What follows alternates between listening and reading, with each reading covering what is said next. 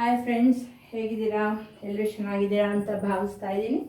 ನಾನು ಸ್ಮೃತಿ ಭಟ್ ಲಾಗಿಂದ ಅಂಬಿಕಾ. ಇವತ್ತು ಒಂದು ಸ್ಪೆಷಲ್ ರೆಸಿಪಿ ಅಂತ ಅನ್ಕೋಬೋದು, ಬಟ್ ಅದು ಎಲ್ಲರೂ ಕೂಡ ಮಾಡಿರ್ತೀರ ನಿಮ್ಮ ಮನೆಯಲ್ಲೇ. ಸೊ ದಿಢೀರವಾಗಿ ನಾನು ಇವಾಗ ಊಟಕ್ಕೆ ಮಾಡ್ಕೊಳ್ತಾ ಇರುವಂಥ ಒಂದು ರೆಸಿಪಿ. ಓಕೆ, ಹಾಗೆಯೇ ನೀವು ಕೂಡ ನನ್ನ ಚಾನಲನ್ನು ಇನ್ನೂ ಯಾರೂ ನೋಡಿಲ್ಲ, ದಯವಿಟ್ಟು ನೋಡಿ. ಹಾಗೆಯೇ ಯಾರು ಸಬ್ಸ್ಕ್ರೈಬ್ ಮಾಡಿಲ್ಲ ಅವರು ಎಲ್ಲ ಮಾಡ್ಕೊಳ್ಳಿ. ಹಾಗೆ ಶೇರ್ ಮಾಡಿ, ಕಮೆಂಟ್ ಕೂಡ ಮಾಡಿ. ನಾನು ಮಾಡಿರೋದ್ರಲ್ಲಿ ಏನಾದ್ರು ತಪ್ಪಿದೆ ಅಂತಾರೆ ದಯವಿಟ್ಟು ಹೇಳ್ಬೋದು. ನಾನು ನೆಕ್ಸ್ಟ್ ವಿಡಿಯೋದಲ್ಲಿ ಅದನ್ನು ತಿದ್ಕೊಳ್ಳೋದಕ್ಕೂ ನನಗೆ ಚೆನ್ನಾಗಿರುತ್ತೆ ಅಲ್ವಾ. ಸೊ ಇವಾಗ ನಾನು ಮಾಡ್ತಾಯಿದ್ದೀನಿ ಆಲೂಗಡ್ಡೆ ಬಜೆ ಮಾಡ್ತಾಯಿದ್ದೀನಿ. ನನ್ನ ಮಗಳು ಮಮ್ಮಿ ಊಟಕ್ಕೆ ಏನಾದ್ರು ಮಾಡುವಂತಂದು ಸೊ ಮಾಡ್ತಾಯಿದ್ದೀನಿ. ಓಕೆ, ಹಾಗೆ ನೋಡಿ ಇಲ್ಲಿ ಫಸ್ಟು ನಾನು ಒಂದು ಬೌಲ್ ತೊಗೊಂಡಿದ್ದೀನಿ. ಆ ಬೌಲ್ಗೆ ಕಡಲೆ ಹಿಟ್ಟನ್ನು ಕೂಡ ಹಾಕ್ಕೊಳ್ತಾ ಇದ್ದೀನಿ. ಒಂದು 4 ಸ್ಪೂನು ಕಡಲೆ ಹಿಟ್ಟನ್ನು ಕೂಡ ನಾನು ಆ್ಯಡ್ ಮಾಡ್ಕೊಳ್ತಾ ಇದ್ದೀನಿ. ಓಕೆ, ಸೊ ಕಡಲೆ ಹಿಟ್ಟನ್ನು ಆ್ಯಡ್ ಮಾಡ್ಕೊಂಡಿದ್ದಾಗಿದೆ. ಅದಕ್ಕೆ ನಾನು ಇವಾಗ ಸ್ವಲ್ಪ ಉಪ್ಪನ್ನು ಕೂಡ ಹಾಕ್ಕೊಳ್ತೀನಿ. ಮಿಕ್ಸ್ ಎಲ್ಲ ಮಾಡಿದ್ಮೇಲೆ ನಾನು ಹೇಳ್ತೀನಿ. ಉಪ್ಪು ಒಂದು ಸ್ವಲ್ಪ ಹಾಕ್ಕೊಂಡಿದ್ದೀನಿ. ಓಕೆ, ಅದಾದಮೇಲೆ ಒಂದು ಚಿಟಿಕೆಯಷ್ಟು ಅರಿಶಿಣವನ್ನು ಕೂಡ ಹಾಕ್ಕೊಂಡಿದ್ದೀನಿ.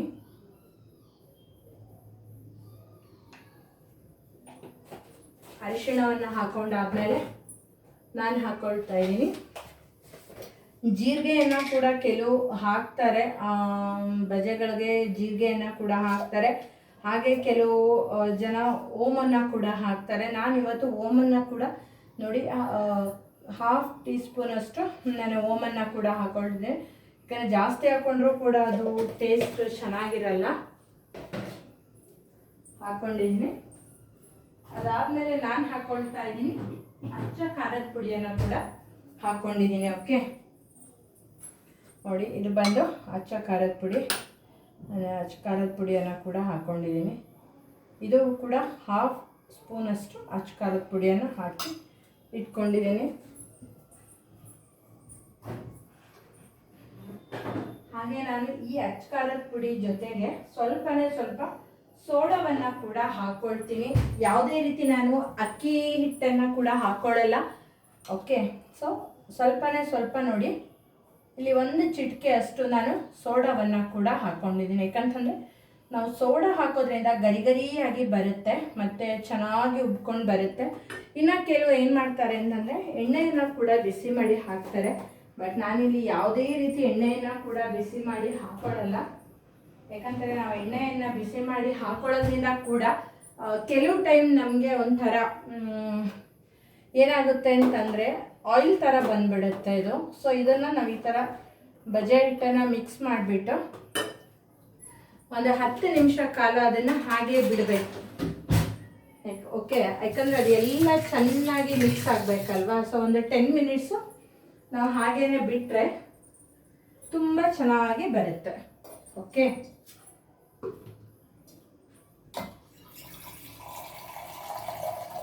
ಸೊ ನನ್ನ ಮಗಳು ತುಂಬ ದಿನದಿಂದ ಕೇಳ್ತಾನೆ ಇದ್ಲು, ಮಮ್ಮಿ ಏನಾದ್ರು ಮಾಡು, ಮಮ್ಮಿ ಏನಾದ್ರು ಮಾಡು ಅಂತಂದು.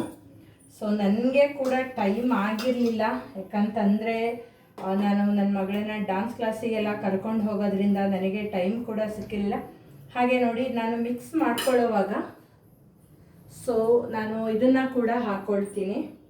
ನೀರನ್ನು ಕೂಡ ಹಾಕ್ಕೊಂಡು ಚೆನ್ನಾಗಿ ಎಲ್ಲವನ್ನು ಕೂಡ ನೀಟಾಗಿ ಮಿಕ್ಸ್ ಮಾಡ್ಕೊಳ್ತೀನಿ. ಓಕೆ, ಸೊ ನೀವು ಕೈಯಲ್ಲೇ ಮಾಡ್ತೀರಾ ಅಂತಂದರೆ ಕೈಯಲ್ಲೂ ಕೂಡ ಮಾಡ್ಕೋಬೋದು, ನಿಮ್ಮ ಇಷ್ಟ. ಅದೆಲ್ಲ ಕೂಡ ನಮಗೆ ಹೇಗೆ ಕಂಫರ್ಟ್ ಆಗಿರುತ್ತಲ್ವ, ನಾವು ಆ ರೀತಿ ಕೂಡ ಮಿಕ್ಸನ್ನು ಮಾಡ್ಕೋಬೋದು. ಹೀಗೆ ಮಾಡಿ ಹಾಗೆ ಮಾಡಿ ಅಂತ ಏನಿಲ್ಲ.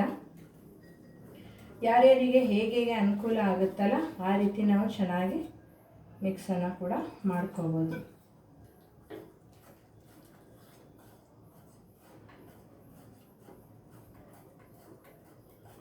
ಇದು ನೋಡಿ ಈ ಥರ ನಾವು ನೀಟಾಗಿ ಮಿಕ್ಸ್ ಮಾಡ್ಕೊಳ್ಳೋದ್ರಿಂದ ಏನು ಗಂಟುಗಳು ಸಿಗಲ್ಲ ನಮಗೆ. ನೋಡಿ ಈ ಥರ ಬಂದಿದೆ. ಸೊ ಇದನ್ನು ಸ್ವಲ್ಪ ನಾನು ನೀರನ್ನು ಜಾಸ್ತಿ ಹಾಕ್ಕೊಳ್ತಾ ಇದ್ದೀನಿ.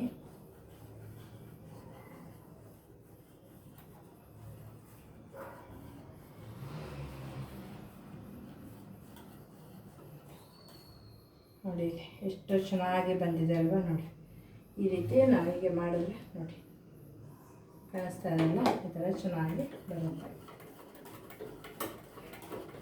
ಇದೇ ಥರ ನಾವು ಒಂದು 2 ಮಿನಿಟ್ಸ್ ಈ ಥರ ಚೆನ್ನಾಗಿ ಮಿಕ್ಸಿಂಗು ಮಾಡ್ಕೊಂಬಿಟ್ರೆ ಅಂತೂ ತುಂಬ ಚೆನ್ನಾಗಿ ಬರುತ್ತೆ.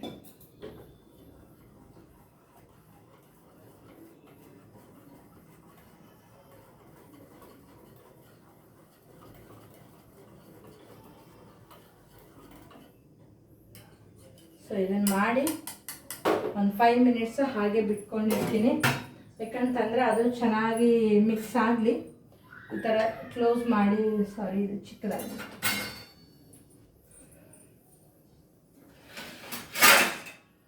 ಈ ಥರ ಕ್ಲೋಸ್ ಮಾಡಿ ಇಟ್ಕೊಂಡ್ಬಿಡ್ತೀನಿ. ಅಷ್ಟೊತ್ತಿಗೆ ನಾನು ರೆಡಿ ಮಾಡ್ಕೊಳ್ತೀನಿ ಆಲೂವನ್ನು. ಅದನ್ನು ಸಿಪ್ಪೆನೆಲ್ಲ ತೆಗೆದು ಸ್ವಲ್ಪ ಅದನ್ನು ನೀರಿಗೆ ಹಾಕೊಂಡ್ಬಿಡ್ತೀನಿ. ಯಾಕಂತಂದರೆ ನಾವು ಸಿಪ್ಪೆ ತೆಗಿತಾ ಇದ್ದಂಗೆ ಏನಾಗ್ಬಿಡುತ್ತೆ ಅಂತಂದರೆ ಹಾಲು ಕಪ್ಪಾಗಿ ಬಿಡುತ್ತೆ.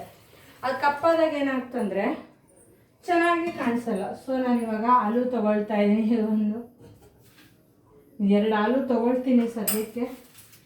ಇದನ್ನು ಕಟ್ ಮಾಡಿ ಹಾಗೆ ಇಟ್ಕೊಳ್ತೀನಿ. ನೋಡಿ 3 ಹಾಲು ತೊಗೊಂಡಿದ್ದೀನಿ. ಇದನ್ನು ಇವಾಗ ನಾನು ವಾಶ್ ಮಾಡಿಬಿಟ್ಟು ಕಟ್ ಮಾಡಿ ಇಟ್ಕೊಳ್ತೀನಿ. ಓಕೆ,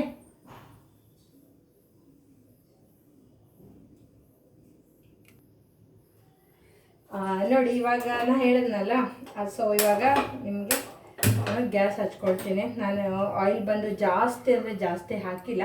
ಯಾಕಂತಂದರೆ ಆಮೇಲೆ ಆ ಆಯಿಲನ್ನು ತಿನ್ನೋರು ಕೂಡ ನಮ್ಮ ಮನೇಲಿ ಯಾರೂ ಕೂಡ ತಿನ್ನಲ್ಲ, ಅದು ಸೊ ಬಿಸಾಕಲೇಬೇಕು. ಹಾಗಾಗಿ ಇವಾಗ ನೋಡಿ ಏನೇನು ಬೇಕೋ ಅದನ್ನೆಲ್ಲ ಕೂಡ ನಾನು ಪ್ರಿಪೇರ್ ಮಾಡ್ಕೊಂಡಿದ್ದೀನಿ. ಹಾಗೆ ಆಲೂನ ಕೂಡ ನಾನು ಈ ಥರ ನೀರಲ್ಲಿ ಹಾಕಿಟ್ಕೊಂಡಿದ್ದೀನಿ. ಅದು ಯಾತಕ್ಕೆ ಅಂತಂದರೆ ಬ್ಲ್ಯಾಕ್ ಆಗಿಬಿಡುತ್ತೆ, ಕಪ್ಪಾಗುತ್ತಲ್ಲ, ಅದಕ್ಕೋಸ್ಕರ ನಾನು ಈ ಥರ ಇದರಲ್ಲಿ ಎಷ್ಟು ಚೆನ್ನಾಗಿ ನೋಡಿ ಹಾಕಿಟ್ಕೊಂಡಿದ್ದೀನಿ. ಸೊ ಇನ್ನೊಂದು ಹಾಲು ಕೂಡ ಹಾಗೆ ಇಟ್ಟಿದ್ದೀನಿ. ಯಾಕಂತಂದರೆ ಸಾಕಾಗಿಲ್ಲ ಅಂತಂದರೆ ಕೂಡ ಮತ್ತೆ ಮಾಡ್ಕೋಬೋದು, ಇಲ್ಲ ಅಂತಂದರೆ ಸುಮ್ಮನೆ ವೇಸ್ಟ್ ಆಗುತ್ತಲ್ಲ, ಅದಕ್ಕೋಸ್ಕರ ಸಿಪ್ಪೆನ ಹಾಗೆ ತೆಗೆದಿಟ್ಬಿಟ್ಟೆ. ಓಕೆ, ಸೊ ಇವಾಗ ಒಂದೊಂದೇ ಬಜ್ಜಿಯನ್ನು ಕೂಡ ಮಾಡ್ಕೊಂಡು ಹೋಗೋಣ. ನನ್ನ ಮಗಳು ಕೂಡ ಊಟಕ್ಕೆ ವೆಯ್ಟ್ ಮಾಡ್ತಿದ್ದಾಳೆ. ಇವತ್ತೇನು ಹೋಮ್ವರ್ಕ್ ಕೂಡ ಅವಳು ಮಾಡಿಲ್ಲ. ಅವಳಿಗೆ ಈ ಕಡೆನೇ ಗಮನ ಇರೋದು, ಬಜ್ಜಿ ಕಡೆನೇ ಅವಳ ಗಮನ ಎಲ್ಲ ಇಲ್ಲೇ ಇರೋದು. ಸೊ ಏನು ಹೋಮ್ವರ್ಕನ್ನು ಅವಳು ಮಾಡ್ಕೊಂಡಿಲ್ಲ. ನೋಡೋಣ ಉಪ್ಪೆಲ್ಲ ಸಾಕಾಗಿದೆಯೋ ನೋಡಿ. ಹಿಟ್ಟನ್ನು ಕೂಡ ನಾನು ಈ ಥರ ನೆನೆ ಹಾಕಿ ಇಟ್ಕೊಂಡಿದ್ದೀನಿ ಅಂತ ಹೇಳಿದ್ನಲ್ಲ.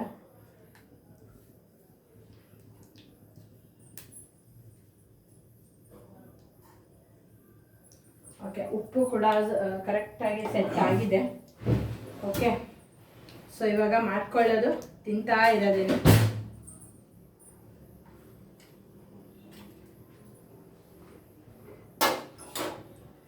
ಇಲ್ಲಿರೋದ್ರಿಂದ ಡೋರ್ ತೆಗೆದುಬಿಡೋಣ. ಓಕೆ,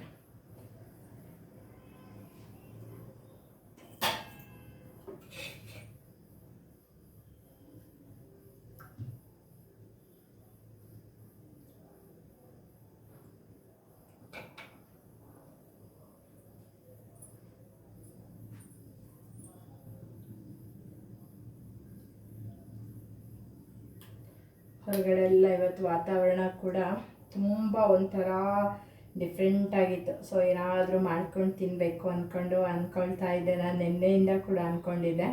ಹಾಗೆ ನಿನ್ನೆ ಸಂಡೇ ಇತ್ತಲ್ವಾ, ನಿನ್ನೆ ಕೂಡ ಅಂದ್ಕೊಂಡೆ ಮಾಡೋಣ ಅಂತ ಅಂದ್ಕೊಂಡೆ. ಬಟ್ ನಾನು ನಿನ್ನೆ ಮಾಡೋಕ್ಕಾಗಿಲ್ಲ ನನಗೆ. ಯಾಕಂದರೆ ತುಂಬ ಸುಸ್ತಾಗಿಬಿಟ್ಟಿತ್ತು. ಬಟ್ಟೆ ವಾಶ್ ಮಾಡು, ಮತ್ತು ಮಗಳ ಯೂನಿಫಾರ್ಮ್ ಐರನ್ ಮಾಡು, ಹಸ್ಬೆಂಡ್ ಎಲ್ಲ ಕೆಲಸ ಐರನ್ಸ್ ಎಲ್ಲ ಇತ್ತಲ್ವ. ಸೊ ಮನೆ ಕ್ಲೀನಿಂಗ್ ಎಲ್ಲ ಇತ್ತು. ಯಾಕಂದರೆ ಸಂಡೇ ಆಗಿರೋದ್ರಿಂದ ನಾವು ಅದನ್ನು ಕೂಡ ಎಲ್ಲ ನಿನ್ನೆನೇ ಮುಗಿಸ್ಕೊಬೇಕು. ಹಾಗಾಗಿ ಇವತ್ತು ಬಂದು ಅವಳಿಗೆ ಡ್ಯಾನ್ಸ್ ಕ್ಲಾಸ್ ಕೂಡ ಇತ್ತು, ಮತ್ತು ಜಾಸ್ತಿ ಹೋಮ್ವರ್ಕ್ ಏನು ಇರಲಿಲ್ಲ. ಹಾಗಾಗಿ ನನಗೂ ಕೂಡ ಮಾಡ್ಕೊಳ್ಳೋದಕ್ಕೆ ಹೆಲ್ಪ್ ಆಯಿತು. ಸೊ ಏನಾದರೂ ಮಾಡು ಅಂತ ಅಂದ್ಲ. ಅವಳು ಈರುಳ್ಳಿ ಬಜ್ಜಿ ಎಲ್ಲ ನಾವು ಮಾಡಿದ್ರೆ ಅವಳು ಅದನ್ನೆಲ್ಲ ತಿನ್ನಲ್ಲ. ಅವಳು ತಿನ್ನೋದು ಬರೀ ಹಾಲು. ಹಾಗಾಗಿ ನಾನು ಹಾಲುವನ್ನು ಕೂಡ ಮಾಡಿದ್ದೀನಿ. ನೋಡಿ ತವಾ ಕೂಡ ಚೆನ್ನಾಗಿ ಕಾದ್ಕೊಂಡಿದೆ, ಗಡ್ಡಿ ಕೂಡ ಕಾದಿದೆ.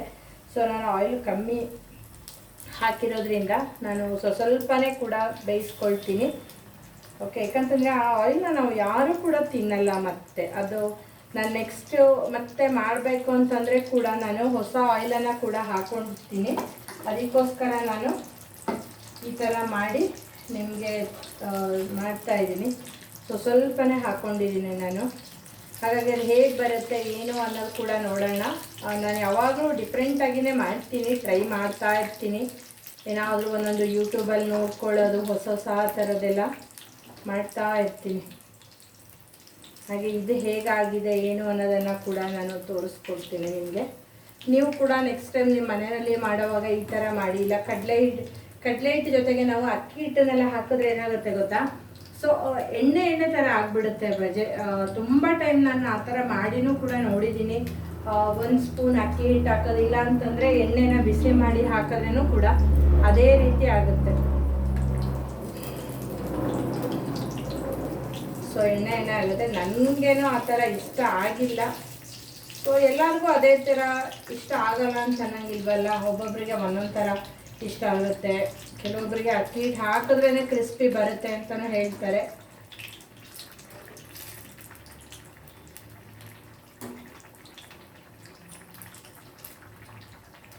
ಮತ್ತು ನಿಮ್ಮದೆಲ್ಲ ಊಟ ಆಯ್ತಾ ಹೇಗೆ? ನಾನು ಇವಾಗ ವಿಡಿಯೋ ಮಾಡ್ತಿರೋದು ಟೈಮ್ ಎಷ್ಟು? ನೋಡಿ ಇವಾಗ 9:30 ಆಯಿತು. ಇವಾಗ ನಾವು ಬಜೆ ಮಾಡಿ ತಿಂದು, ಅಯ್ಯೋ ನಾನು ನಿಮಗೆ ಟೇಸ್ಟ್ ಹೇಳೋದು ಯಾವಾಗ? ಫಸ್ಟು ಇವಾಗ ಇದು ಬಜೆ ಆದಮೇಲೆ ಟೇಸ್ಟ್ ಬಂದು ನನ್ನ ಮಗಳೇ ಹೇಳ್ತಾಳೆ, ಹಾಗೆ ನಮ್ಮ ಮನೆಯವರು ಹೇಳ್ತಾರೆ ಹೇಗಿದೆ ಏನು ಅಂತ. ಅದಾದಮೇಲೆ ನಾನು ಕೂಡ ಊಟ ಮಾಡಿ ಬರ್ತೀನಿ. ಆದರೆ ನಾನು ನಿಮಗೆ ವಿಡಿಯೋನ ಕಂಟಿನ್ಯೂ ಮಾಡ್ತೀನಿ, ಓಕೆನಾ? ಇಲ್ಲ ಅಂದರೆ ಹಾಗೆ ಮಲ್ಕೊಂಬಿಡೋದು.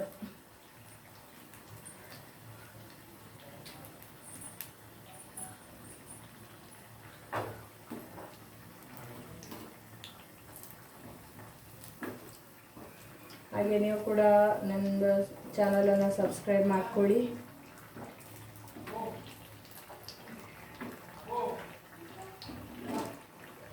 ಓಕೆ ನೋಡಿ, ಇದಾಗಿದೆ ಇವಾಗ. ಸೊ ಇದನ್ನು ತೆಗಿಯೋಣ.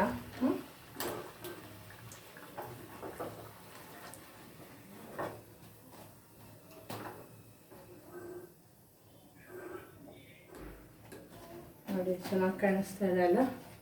ಒಂದು ಸ್ವಲ್ಪ ಕೂಡ ಆಯಿಲ್ ಅನ್ನೋದು ಇಲ್ಲ, ಎಣ್ಣೆ ಅಂಶ ಕೂಡ ಒಂಚೂರು ಇಲ್ಲ. ನೋಡಿ ಹಿಂಗೆ ಸೌಂಡ್ ಬರ್ತಿದೆ, ಕರೆಕ್ಟಾ? ಸೊ ಇದನ್ನೇ ನಮ್ಮ ಮನೆಯವರು ಟೇಸ್ಟ್ ಮಾಡಿ ಹೇಳ್ತಾರೆ ಹೇಗಿದೆ ಏನು ಅಂತಂದು.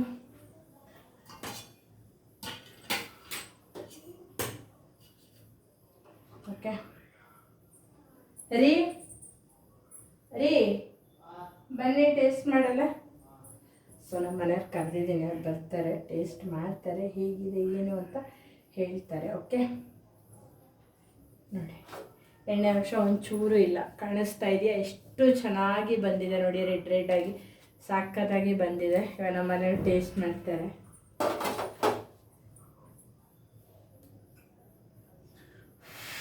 ಸೂಪರ್ ಆಗಿದೆ. ಓಕೆ ಫ್ರೆಂಡ್ಸ್, ಇಷ್ಟೇ. ಇವಾಗ ನಾವು ಕೂಡ ಊಟಕ್ಕೆ ಹೋಗ್ತಾ ಇದ್ದೀವಿ. ಹಾಗೆ ನಾನು ಇನ್ನೊಂದು ಸ್ವಲ್ಪ ಬಜ್ಜಿಯನ್ನು ಕೂಡ ಮಾಡ್ತೀನಿ. ಓಕೆ, ಮಾಡಿ ನಾನು ನಿಮಗೆ ನಾಳೆ ಇನ್ನೊಂದು ವಿಡಿಯೋ ಜೊತೆ, ಅಂದರೆ ಇನ್ನೊಂದು ಏನಾದರೂ ಹೊಸ ಒಂದು ರೆಸಿಪಿಯನ್ನು ತೊಗೊಂಡು ಬರ್ತೀನಿ ನಿಮ್ಮ ಜೊತೆ. Okay, good night, have a nice day, bye.